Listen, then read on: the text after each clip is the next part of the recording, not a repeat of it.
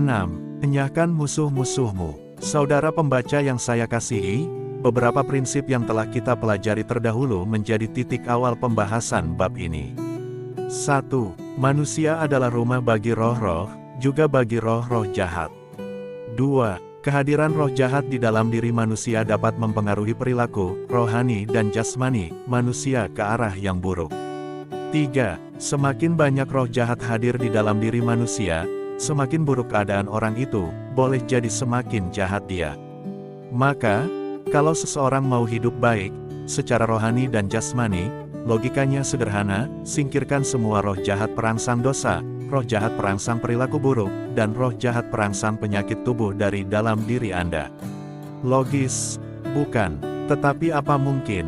Begitu pertanyaan sebagian pembaca. Memang bagi Anda yang tidak percaya kepada Yesus Kristus, hal itu tidak mungkin. Sebab orang yang tidak percaya kepada Yesus, sesungguhnya adalah orang-orang yang tetap mati rohani. Sejak Adam dan Hawa berbuat dosa, manusia sudah mati rohani karena memakan buah terlarang. Sejak kelahirannya, setiap manusia sudah mati rohani, maka manusia tidak mampu lagi melakukan kegiatan rohani. Tidak mampu mengusir roh-roh najis. Mati rohani, sehingga melihat Tuhan yang adalah roh, Yohanes 4 ayat 24, tidak mampu lagi. Bahkan mengakui hadirnya roh-roh juga tidak mampu. Bagaikan sesosok mayat, tidak mampu lagi menggunakan kaki, telinga, mata, begitu pula manusia yang telah mati rohani, tidak mampu lagi menggunakan mata rohani, telinga rohani, dan lain-lainnya. Bagaikan sesosok mayat yang tidak mampu membela diri terhadap tikus, kecoa, serangga yang mengkoyak-koyak dagingnya, maka orang yang mati rohani tidak mampu membela diri terhadap perasukan dan perusakan oleh roh-roh najis. Karena semua orang sudah mati rohanilah, maka Yesus mengatakan kepada Nikodemus dalam Yohanes 3 ayat 6. Kamu harus dilahirkan kembali. Itulah sebabnya Yesus mengatakan di dalam Yohanes 10 ayat 10. Aku datang supaya mereka mempunyai hidup. Tentunya hidup rohani yang dimaksudkannya. Kesanalah kaitannya ucapan Yesus Yohanes B14 ayat 23, dan kami akan datang kepadanya dan diam bersama-sama dengan dia. Juga pernyataan Yesus di dalam Yohanes 15 ayat 4. Tinggallah di dalam aku dan aku di dalam kamu, mengandung maksud serupa. Semua pernyataan Yesus ini, serta lainnya lagi, memiliki makna yang sama. Manusia, yang sudah mati rohani, diberi Yesus kehidupan baru, kehidupan rohani, bersama-sama dengan dia. Nah, untuk mampu menjalani kehidupan rohani itulah, Yesus memberi kuasa kepada mereka yang menerima Dia sebagai Tuhan dan Juru Selamat pribadinya seperti dikatakan dalam Yohanes 1 ayat 12.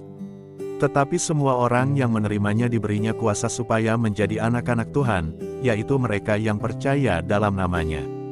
Diberi kuasa oleh Yesus agar mampu melakukan kegiatan-kegiatan rohani, tidak lagi membiarkan saja tubuh rohaninya dikoyak-koyak oleh roh-roh najis.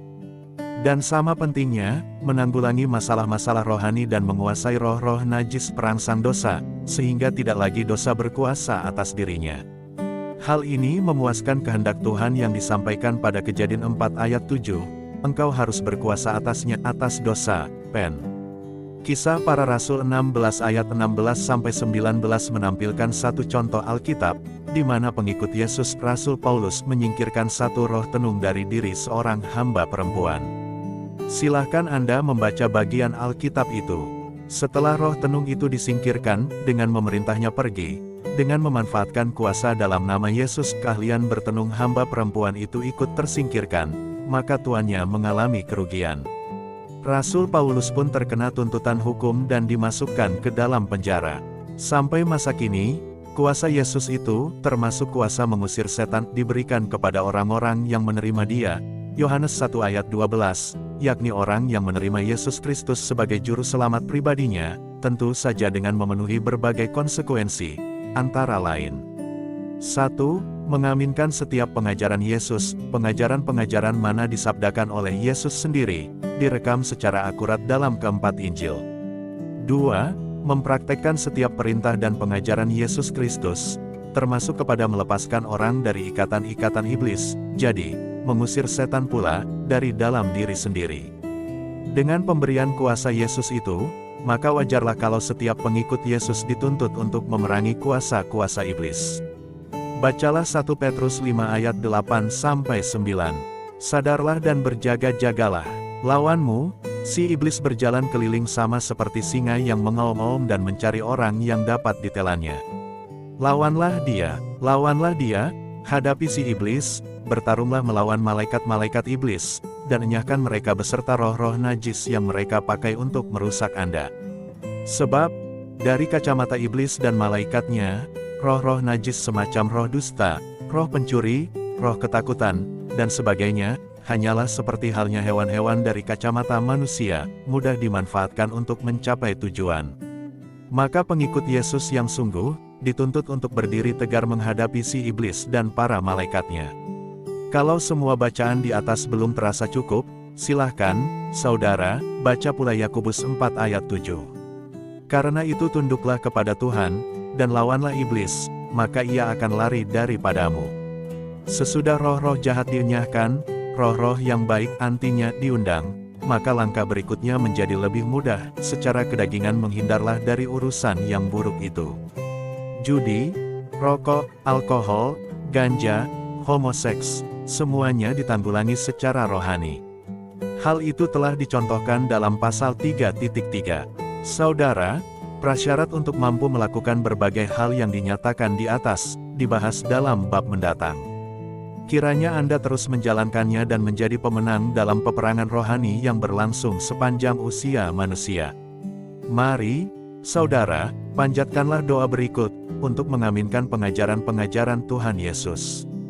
Tuhan Yesus, Rajaku, saya mengaminkan setiap pengajaran yang berasal dari Tuhan Yesus. Dan saya menyediakan diri saya untuk Tuhan proses sehingga mampu berkemenangan dalam perjuangan melawan roh-roh najis serta kuasa-kuasa iblis lainnya. Saya mengundang Roh Kudus untuk menuntun saya ke dalam kemampuan itu, mengajar saya untuk menggunakan kuasa Yesus di mana perlu.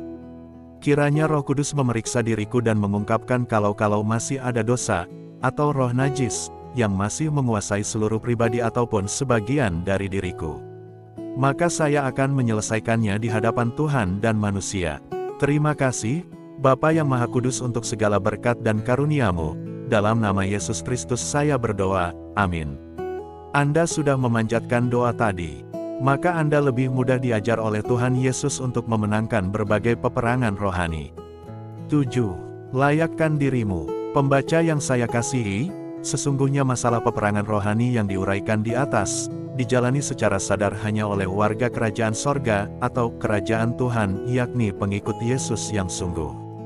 Mari, izinkanlah saya menjelaskan pengertian ini dengan menyajikan 2 ayat berikut, disabdakan oleh Yesus sendiri.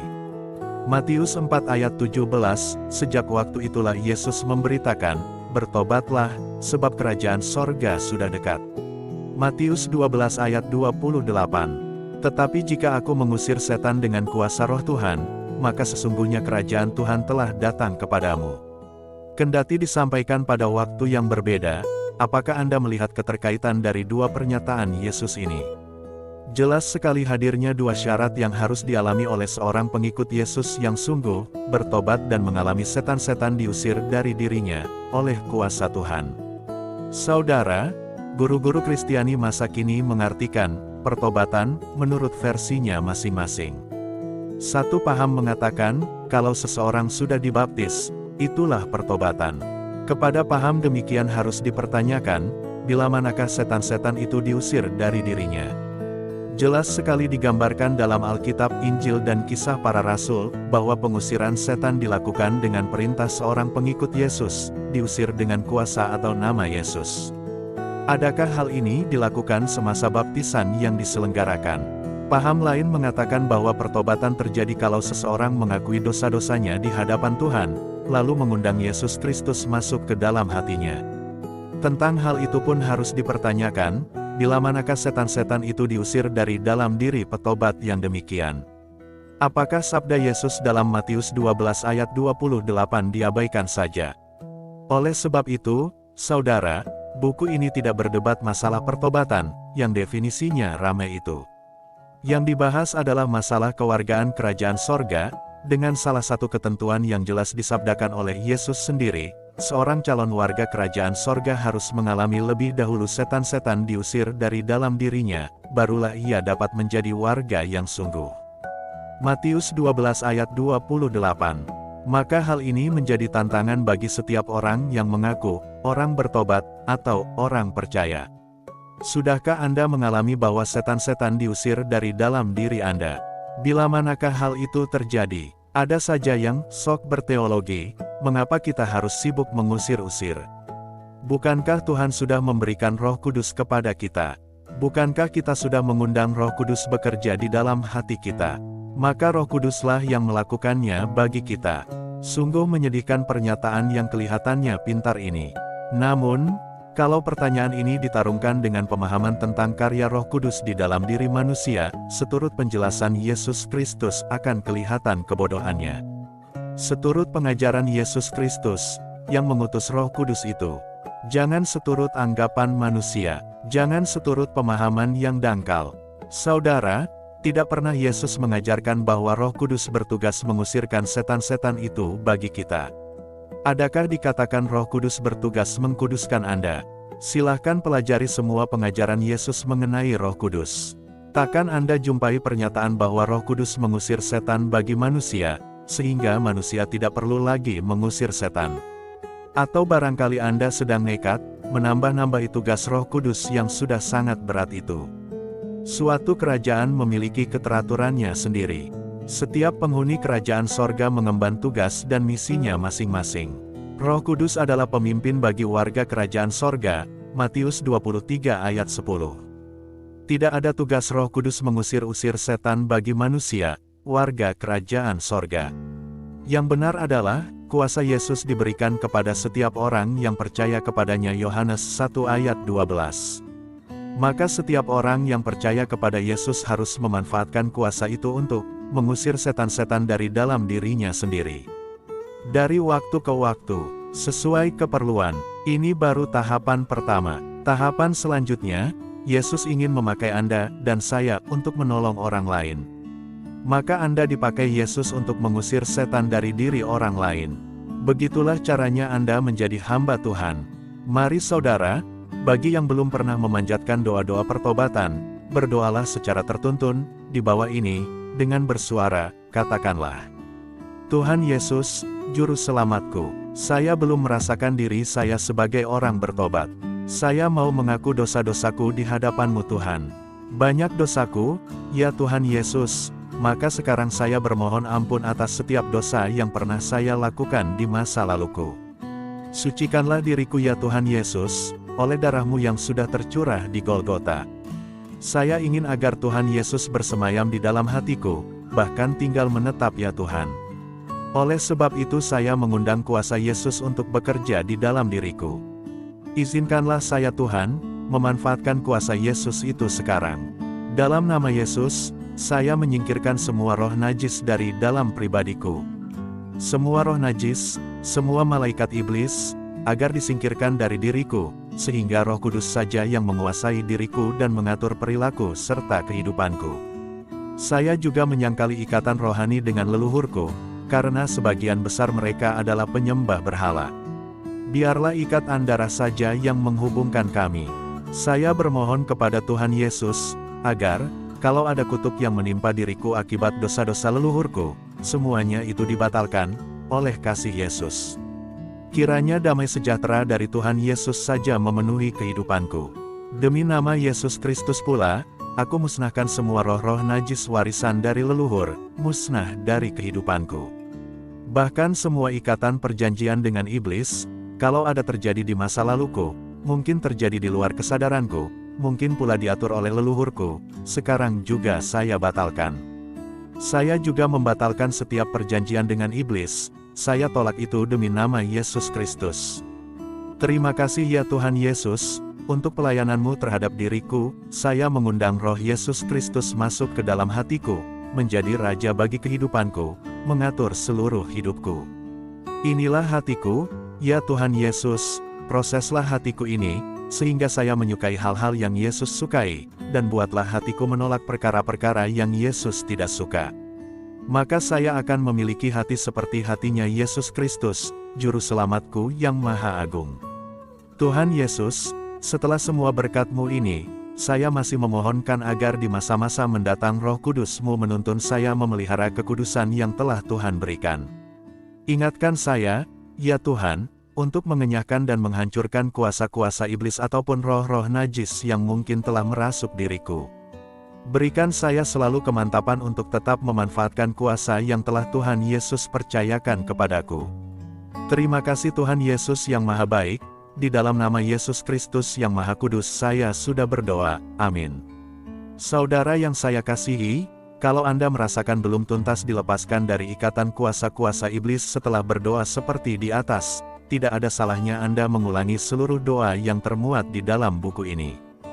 Doa-doa semacam itu telah saya panjatkan ratusan kali, dalam memberikan pelayanan, tiada salahnya Anda pun mengulanginya, demi kemantapan.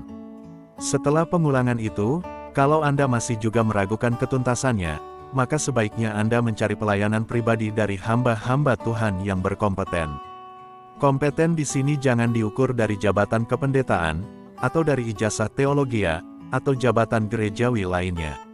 Kompetensi seseorang bagi pelayanan pelepasan diukur dari pengertiannya akan kuasa-kuasa iblis serta pelayanan terhadap Tuhan Yesus yang telah ditunjukkannya dalam bentuk pelayanan-pelayanan pribadi.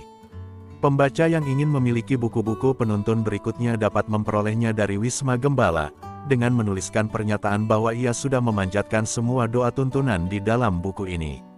Kami sediakan bagi Anda, misalnya buku, Matius 6:1-3, dan Absalom, O Absalom, yang akan menuntun Anda memasuki status rohani yang lebih baik lagi. Buku-buku itu boleh Anda miliki dengan cuma-cuma. Semuanya untuk kemuliaan Tuhan Yesus, Juru Selamat kita sekalian. Terpujilah Yesus Kristus. Lampiran 1, Doa Menapis Pengajaran dan Roh Asing. Pembaca yang saya kasihi, sepanjang hari, setiap hari, sesungguhnya Anda dan saya diterpa tiada hentinya oleh berbagai konsep, gagasan atau pengajaran, yang sebagiannya benar, tetapi ada sebagian yang menyesatkan. Setiap konsep, gagasan atau pengajaran yang menyesatkan sesungguhnya dihasilkan oleh roh-roh penyesat yang bekerja sejak dahulu kala sampai kepada saat ini. Berbagai pengajaran yang menyesatkan, yang memasuki benak orang-orang Kristen, sesungguhnya diterima dari pergaulan sehari-hari, dari ceramah, dari pembacaan buku-buku sampai kepada acara-acara film, radio, dan televisi. Berbagai jenis penyesatan itu dibahas dalam buku lain, Pertarungan Kebenaran. Dan penyesatan-penyesatan itu menekan pertumbuhan rohani, bahkan memerosotkannya. Itulah sebabnya sangat penting bagi kita untuk selalu berjaga-jaga, perlu berdoa tapis, sebelum mengikuti berbagai acara atau membaca sebuah buku, bahkan sebelum mendengarkan khotbah atau pelajaran Alkitab pun, karena iblis ingin memanfaatkan semua jalur untuk tujuan penyesatan. Biasakanlah berdoa seperti di bawah ini. Tuhan Yesus, Juru Selamatku, saya mau membaca buku ini Tuhan. Saya mau menyimak khotbah ini Tuhan. Saya mau menghadiri kebaktian, Tuhan. Saya mau mendengar ceramah ini Tuhan. Dan Engkau sudah lebih dahulu mengetahui pengajaran, konsep atau gagasan apa yang akan disajikan di sana. Saya bermohon agar Roh Kudus-Mu menapis semua konsep, gagasan atau pengajaran yang akan menerpa saya dalam acara ini.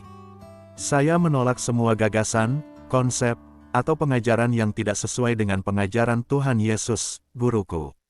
Sebaliknya, setiap gagasan atau pengajaran yang sesuai dengan pengajaran Tuhan Yesus, saya mau terima dengan hati terbuka. Semuanya ini Tuhan hanya mungkin terjadi oleh karya Roh Kudus-Mu di dalam diriku. Silahkan Tuhan Yesus, proseslah saya, dewasakan saya melalui acara berikut ini, oleh karya-Mu, demi kemuliaan bagi nama Yesus, Juru Selamatku. Amin. Lampiran 2, Mekanisme dibangkitkannya perilaku manusia. Sebagai kelanjutan dari pembahasan di atas, maka menjadi jelas pula lah pengajaran yang disabdakan Yesus pada Markus 7 ayat 21-23. 21, sebab dari dalam, dari hati orang, timbul segala pikiran jahat, percabulan, pencurian, pembunuhan. 22, perzinahan, keserakahan, kejahatan, kelicikan, hawa nafsu, iri hati, hujat, kesombongan, kebebalan. 23. Semua hal-hal jahat ini timbul dari dalam dan menajiskan orang. Pengajaran Tuhan Yesus ini melengkapi pemahaman manusia tentang bagaimana perilaku manusia dibangkitkan. Telitilah urut-urutan kerja yang disajikan di bawah ini. Hati menelurkan pikiran, gagasan, diterima oleh otak. Otak mengolah gagasan dan mengeluarkan perintah. Urat saraf meneruskan perintah otak kepada anggota-anggota tubuh. Anggota-anggota tubuh menghasilkan tindakan. Anda ingin yang lebih lengkap lagi? Yesus mengajarkannya juga, betapa baiknya guru kita ini. Betapa jelasnya dia mengajar, yakni bagi mereka yang sungguh-sungguh ingin menjadi muridnya.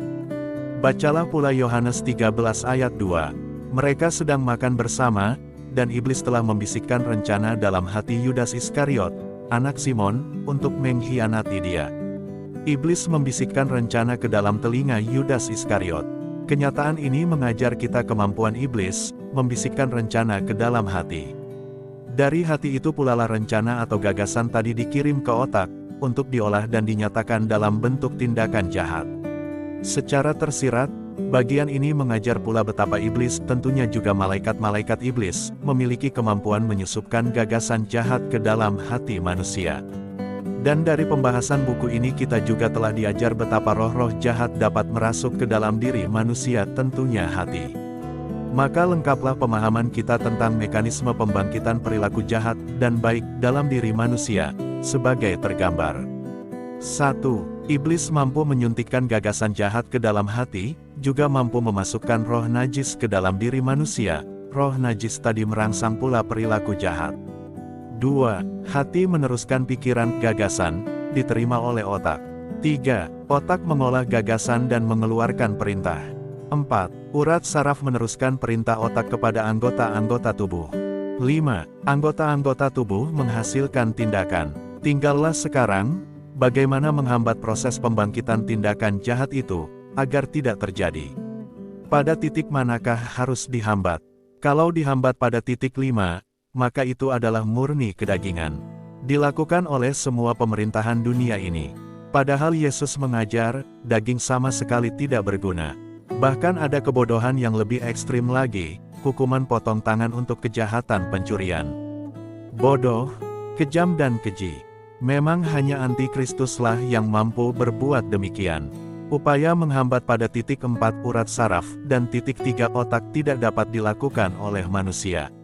Entahlah, kalau Tuhan mengizinkan sehingga teknologi demikian majunya, maka dapatlah diciptakan suatu komputer sel saraf yang dicangkokkan ke dalam tangan, komputer yang mampu membeda-bedakan berbagai perintah otak, sehingga setiap perintah yang mengandung unsur kriminalitas akan diblokir oleh komputer itu. Maka bebaslah orang yang bersangkutan dari kelakuan kriminal. Upaya menghambat pada titik 2, hati, lebih tidak mungkin lagi dilakukan oleh manusia. Bahkan hamba-hamba Tuhan pada perjanjian lama tidak mampu melakukannya. Pengakuan akan hal itu direkam di dalam Yeremia 17 ayat 9. Betapa liciknya hati, lebih licik dari segala sesuatu tentu saja, karena di situ bermukim roh-roh najis. Hatinya sudah membatu, siapakah yang dapat mengetahuinya? Jangankan menanggulangi, mengetahui saja mereka tidak mampu.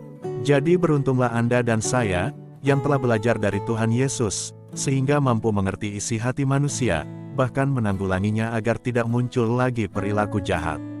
Praktekkanlah petunjuk-petunjuk dalam penyampaian ini.